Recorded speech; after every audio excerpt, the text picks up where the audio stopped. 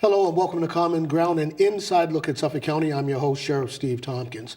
Now, today we have two extraordinary individuals that are running for city council seats, and we're going to begin with the District 7 race. And we have Mr. Rufus Faulk here, who, if you haven't met him, if you don't know him, you really should get to know him. I mean, the guy just has that spirit, frankly, of public service, and what it means to really be accountable to the communities and the families in District 7, and I would dare say beyond that. So without any further ado, Rufus, thank you so much for coming on today. Me, Sheriff. Thanks really for having appreciate me. it. I appreciate it. So before we talk about why you're in the race, let's talk about your pedigree, your background. Okay. What brings you to public service? Absolutely. So first and foremost, I appreciate you giving me this opportunity. And what brought me to service was really my family background. My father is one of 15, born and raised in Cathedral. My mother, the youngest of 4, born and raised in Mission Hill, raised by a single mother. They had me as teenagers, so they met in high school at Boston Technical High School. They had me, and a year later, after they graduated, they had me and got married. And my parents sacrificed so much. I'm a Boston public school kid, a kid who on paper, not only should I not be alive, I shouldn't be running for city elected politics, because many of my friends and many of my family members who grew up in the same sort of environment that I grew up in aren't here anymore. They're either locked up or 6 feet under. And opportunity to succeed and to thrive within the city of Boston oftentimes didn't reach Roxbury. And we didn't have a lot of tangible examples of success. So me being here at this moment I'm grateful for this opportunity. So why is the road that you travel different from some of your friends? Quite honestly, it started with education. I was one of those kids who tested well. So when I was in first grade, I was in the 99th percentile. We had the thing called the Metropolitan Test. So I was reading at a 7th grade level, doing math at a 6th grade level. So I was tracked towards advanced work class, tracked towards examination schools. Well, I have friends who were just as smart as I was who didn't test as well. They might have had issues before the test came, and they didn't do as well, so they were tracked to different schools. So while I was going to advanced work class, some of my friends were going to middle schools that didn't offer that. And you think about Roxbury, we're the only neighborhood that doesn't have advanced work class for elementary schools. So even though I tested... I actually didn't know that. So Roxbury is the only neighborhood that doesn't have advanced work class classrooms. Okay. So when I tested into the advanced work class, I had to go to Rosendale to finish my elementary school. And then I ended up going to the King Middle School. At the time, had an advanced work class as well. Then I ended up going to Latin Academy. So I was tracked towards those schools. And if you think about Roxbury, we're the only neighborhood, the only zip code that has an acceptance rate of under 40% for examination schools. So if 100 kids from 02119 apply to go to exam school, only 39 are going to get in. And we know that those examination schools are the pathways to moderate and high income wages. And you think about Roxbury, we're so densely populated and have so much poverty. And it's been my contention that our education system has sort of lended to that level of concentrated poverty. And so you don't want to, at least I don't want to, break everything down to race. Yeah. But it makes you wonder. It really gives me pause when I hear that sort of stuff. When you say that Roxbury is the only community that is not afforded those opportunities for their children to flourish, and improve their station in life. How would you address that as city council? So one of the main things that I've been doing is looking at the achievement gap and figuring out what are the tangible ways that we can close it, not just with talk, but what are some of the practical things we can do? So one of the things I've been looking at is how can we bring advanced work class to our elementary schools, whether that be the Nathan Hare, which is a school that's excelling, but they don't have an advanced work class program, which is BPS's pipeline to examination schools. And how do we connect our elementary schools, our middle schools, to examination schools that are in District 7? All 3 examination schools are in District 7, yet the kids who live in District 7 aren't going there at a rate equal to kids who live in Beacon Hill. So that pipeline is something that we have to close. So I've been meeting with the principals of the Timothy, principals of the Latin Academy, Boston Latin School, and those principals are former BPS students who went to those examination schools, people of color. There's a disconnect here for me. Of course. I mean, there's this big disconnect in my brain, particularly when you talk about the need to do away with in my world, school to prison pipeline to be replaced with a cradle to career pipeline. You would think that if America is the biggest, baddest dog on the block, that we would want to make sure that our kids have the necessary educational tools to flourish. I think that's what I bring to City Council, as being one of those kids who benefited from that process directly. I was able to go to Examination School Network, Then I was able to go to Temple University when many of my friends, I was the only one of my friends who went away to college. I was able to come back, start doing work in the community, but I went back to school. I got my master's at BU. I'm doing my doctorate right now at Northeastern, and I got my foundation Doctoral in education? in law and policy. So my advanced degrees are in policy, because in doing the work over the last 12 years, I realized when I stepped into these rooms, oftentimes the context that I provide wasn't at the table.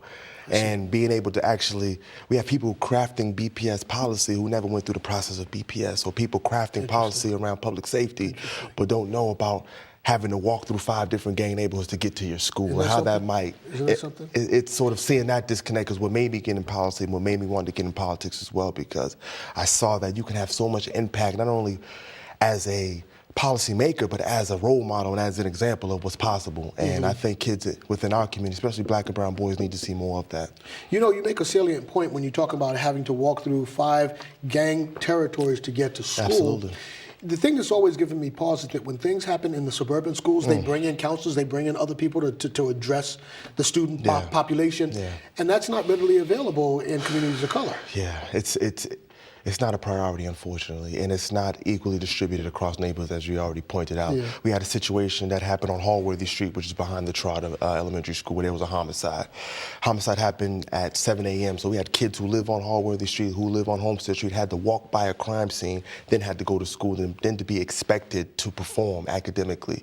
And they weren't afforded grief counselors on site, but also within the community, because kids might not have gone to the charter, but they might have gone to another school, but still live on Hallworthy Street and saw that incident. So it's as if our grief is not valued, our experience is not gathered, and I think that comes from having a perspective, or a lack of perspective, of folks who actually have to live in those communities, who have to be present, have to be those first responders.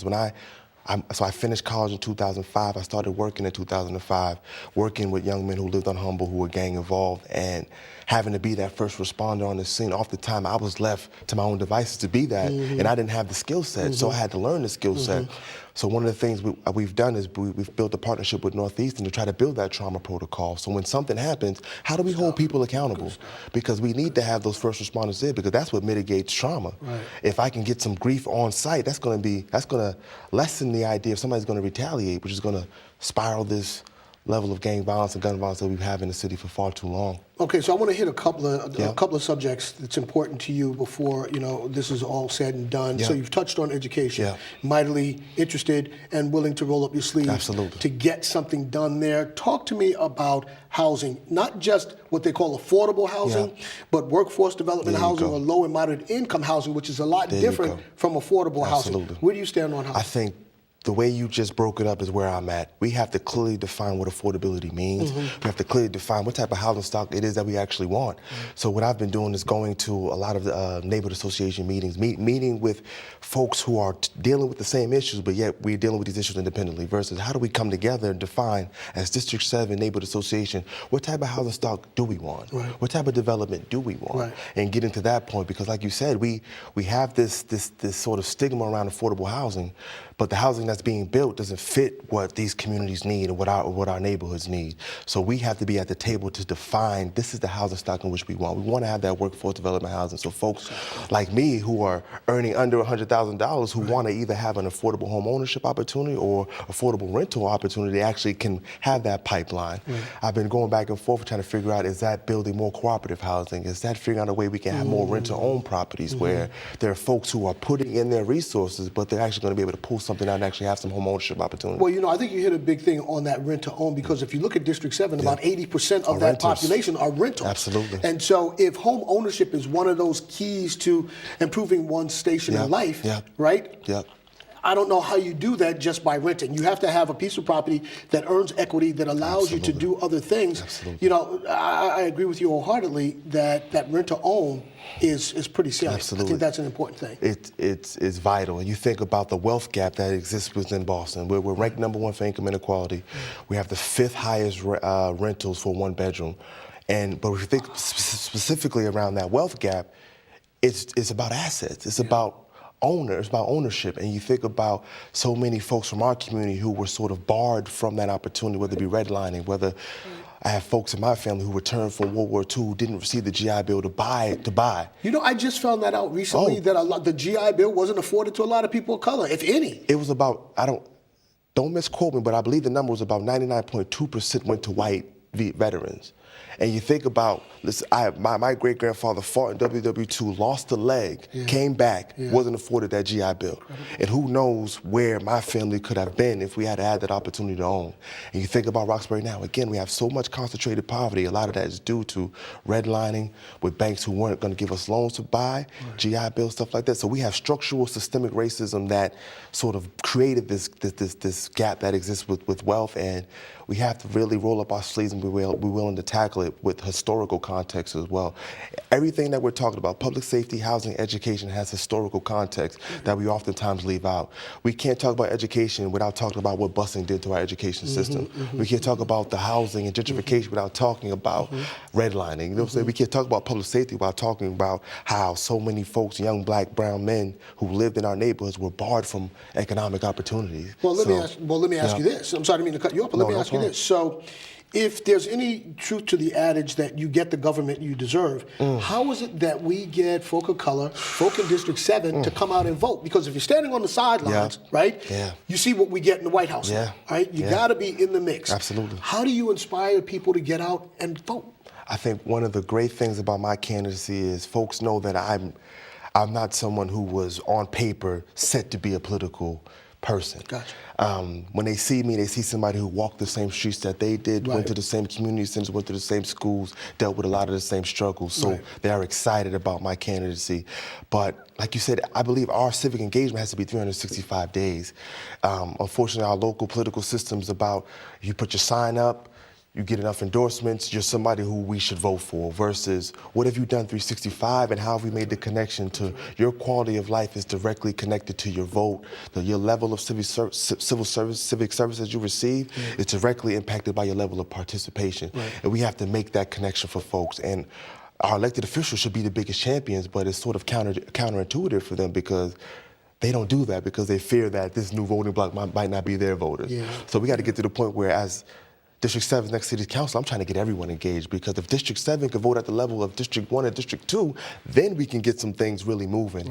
And then we'll be able to receive the level of services that we pay for as taxpayers. So one of the upsides, possible upsides of what's happening in Washington with all of its dysfunctionality is people are now getting engaged. Honing in, absolutely. You know, you've gone to community meetings, I've gone to community meetings, and I've seen far more people now than I have seen in quite some time, because people on one side of the coin are very concerned, on the other side, they're scared.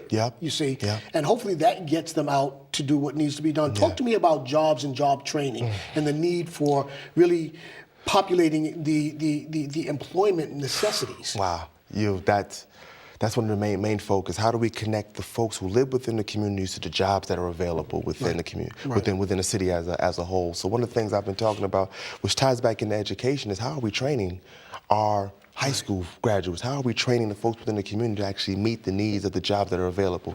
Boston is known for tech, so science, technologies, and education. Yet our high school graduates are not being prepared to enter into that workforce, into that labor force. So one of the things I'm looking at is Madison Park Vocational High School.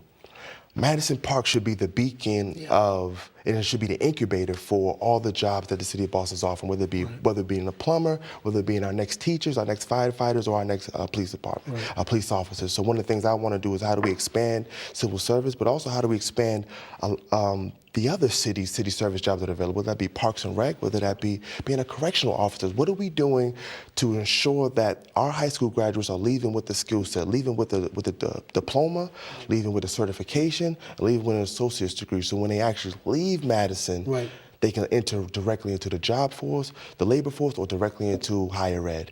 That's one of the things I want to focus on. I believe it comes down to political will and how do you leverage partnerships. Over the last 12 years, I've built over 100+ partnerships with city and state agencies. We've done partnerships with Suffolk County Sheriff. We had young people who go in there and be mentors and learn the job, and that's one of the things I want to expand upon. Leveraging my position to make sure that we create more opportunities for those who live in District 7. So connecting folks to the jobs. If we think about GE coming in, we should be, and District 7 will open up a new STEM high school at the Dearborn. We need to make sure that partnership with GE should be on the ground in the Dearborn, preparing their next workers. we have Wentworth Tech, we have BU, Northeastern, the schools that I attended. Right. What is their level of partnership with our high schools and middle schools? And I think it shouldn't be an adversarial thing. It should be, okay, how can this be mutually beneficial for the both of us? Because Northeastern, I guarantee you, if you fully invest in the Timothy Middle School, that's going to make you look even better. Because you're going to have this next generation of leadership. You'll be able to take ownership and saying, okay, I helped pour into that young person. So what I'm going to do as a city council, it's not going to be an adversarial relationship. It's going to be about building mutually beneficial partnerships, saying that you give and we give, and at the end of the day, our city is going to move together. That's key. Partnerships is totally Absolutely. key. Talk to me about the opiate scourge. It's not just rampant in the city, but in the country. How to use a city councilor, which is, I believe, the purest form of municipal engagement. Absolutely. When you talk about city council. Absolutely. How do you talk to folk about the need to address the opiate situation, Yes. and then talk to other legislators about the need to have more mental health and substance abuse beds outside of a correction facility? Absolutely. And I think you just touched on the main thing. Whether it be violence, whether it be opioid abuse, that is a symptom of a larger issue. Right. Most times, undiagnosed trauma. And unless we do the investment on our side, on the front end, we're going to have these explosions where folks who have been hurting for so long are sort of reaching towards some type of medication to sort of soothe what ails them. So as city council, one of my jobs is, how do I shape the narrative? How do I shift the narrative to say that, again, I love the fact that this is now, even though I grew up in the 80s, addiction was a criminal justice issue. Now it's a public health issue. I respect that fact.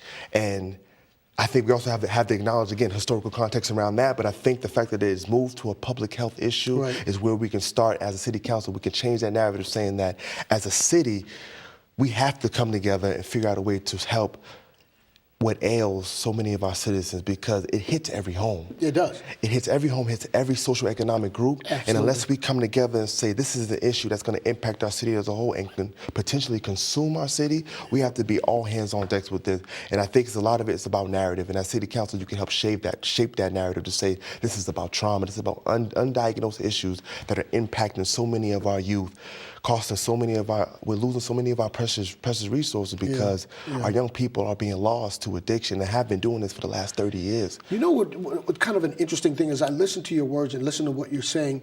Back in the 80s, when there was a crack explosion, Absolutely. What if that would have been addressed as a health issue versus a criminal issue? We would be so further down the field now, so that when the opiates thing hit, it may never have, first and foremost.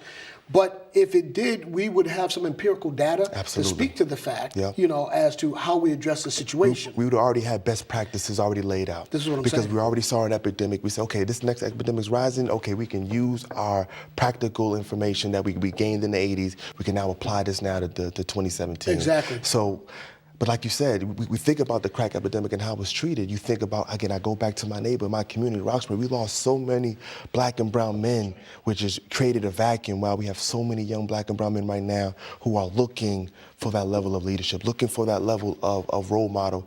And one of the things I want to do is sort of bridge that gap, because we have a lot of men who want to be involved but don't know how to be involved. And I think I can help create that platform so our young black and brown men who are looking for leadership and are looking for elders and wise counsel, we have so many black and brown men like yourself who want to offer that. And I want to help bridge that gap. And I think as city council, I can help formalize that platform even more. Do me a favor, define leadership. When I think of leadership, most importantly, it's not about being in the front.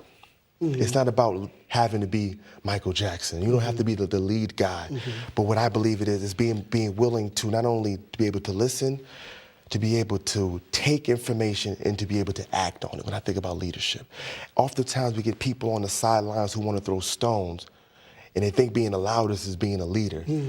Being a leader is being able to address an issue, then be able to actually create an action plan and actually be able to get things done. And that's what I've built my life on, service, but also being able to get results, because we all know what the issues are. What are you going to do to address the issues? If you see there's an issue within the achievement gap, what are you going to do to directly impact that to close it? If you see there's an issue with gang violence and gun violence in the community, what are you going to do to address it? So that's what I've done. I saw the issues. I said, it's not enough to address it. I have to make sure that I'm bringing these young men who are gang involved together. Housing, we're dealing with gentrification, we're dealing with issue with developers. My response is, how do we bring these neighborhood associations together so as a collective, we can create an action plan so we're not going to be these individual fiefdoms putting plans together. We're going to be a collective unit. So now, when developers come into Roxbury and come into District 7, they say, okay, these are the housing standards that they developed, so we have to acquiesce to what their demands are. So I believe leadership is about action, but it's also about being willing to listen and also knowing that you don't have to be in the front. You can support somebody else's initiative from behind and still be a leader as well. So if you look at the demographic of Black and Latinos in the Commonwealth, it's somewhere around 17, 18, 19%. Yep. If you look at that same demographic in the incarceration system in my facility, it's over 65%. Yeah. Okay, 70% of the folk there are there because of some interaction with substances. Yeah. 42% have mental illness from the most passive to the most aggressive. Yeah. 36% of my female population are dual diagnosed, meaning both mental health and substance abuse issues. How do we address the fact that we cannot have this many people, period, but this many people of color incarcerated? How would you address that? How would you work on that as a city councilor? I think it's about actually changing what the narrative is and actually being an example of saying that I'm traumatized as well. I have mental health issues as well in terms of we get to the point where we think about the summertime. If you grew up in Roxbury, you're not thinking about how much fun you can have. You're thinking about what potential shootings might happen. That's evidence of trauma. That's evidence of trauma. Right. And it's become our norm. So our norm has become abnormal, which is trauma. And being as a city council to actually speak to that, I believe I can create an opportunity for those folks who are also dealing with that trauma to be able to come forward, because mental health has become a stigma within, or has been a stigma within our community to actually have a conversation around. But if we can have strategic people of leadership to say that, no, I'm dealing with that same trauma. Right. When I can sleep through ambulances, I can't sleep through crickets. Right. And that's an example. That's an example of trauma that we have to discuss and say that we're all traumatized. We're traumatized people trying to help traumatized people. Yeah, we don't discuss the trauma that we're dealing with. And I think we do ourselves a disservice by not having that real conversation, by saying that I'm traumatized too. From 2005 to 2007, I went to 40+ funerals of young men that I worked with directly or knew in some capacity, to the point that I was burnt out that I didn't want to do the work anymore. That said, I didn't want to work with another young man. And I still carry that trauma. This past summer, I had to bury 2 young men that I worked with for 15 years, had to bury them. I thought they got past where they were. They were 28+. Wow. They both died this summer. And I'm then expected to be able to be of service to someone else. So no, I had to talk about what I'm feeling. And as a city councilor, as a sheriff, we have to be able to discuss the trauma that we're dealing with, so the folks who look up to us, because there are many that do, can feel comfortable to do the same. So as city councilor, when you have this conversation about mental health, I'll make sure to be transparent about it. And saying that if you're anyone who's done the work, who's grown up in the communities in which we've grown up in, you're gonna be traumatized as well, and it's all right. But we have to come together to support one another, and be able to create these safe spaces where you feel willing to do so. I think about going to Breakfast with Brothers that my guy Matt Borders does. It's a safe space for Black and brown boys to come together and to be able to discuss and have these conversations. That needs to be amplified. Those spaces need to be amplified, and that's one of the things I want to do as city councilor. So we're just about out of time. We've got about 30 seconds or so left. I want you to look in that camera over there and talk to our viewers about why they should give you their vote to be the next city councilor. Absolutely. Thank you. Thank you for the time again. Again, I'm Rufus J. Faulk. I'm running to be District 7's next city councilor. I bring contextual experience, having grown up in the community, having gone to our public school system, having been a basketball player at our local community centers. I'm somebody who studied the issues. I have a bachelor's degree at Temple University, a master's at BU, and I'm working on my doctorate right now in Northeastern. I'm a father, and one of the things that motivates me is to ensure that my 3-year-old daughter has the same opportunities that I have. And I want to make sure that you're a young person and you have the same opportunities as well. So I'm asking for your vote November 7th, because I have the passion, I have the know-how to ensure that District 7 reaches its full potential. So I thank you. Thank you so very much for coming on. I appreciate Godspeed. it. Thank you, brother. I wish the best for you. Thank you, brother. I appreciate that. Okay. All right, folks, we're going to go to a break, and on the other side, we've got Ed Flynn, who's running to represent District 2 on the Boston City Council. Please do stay tuned.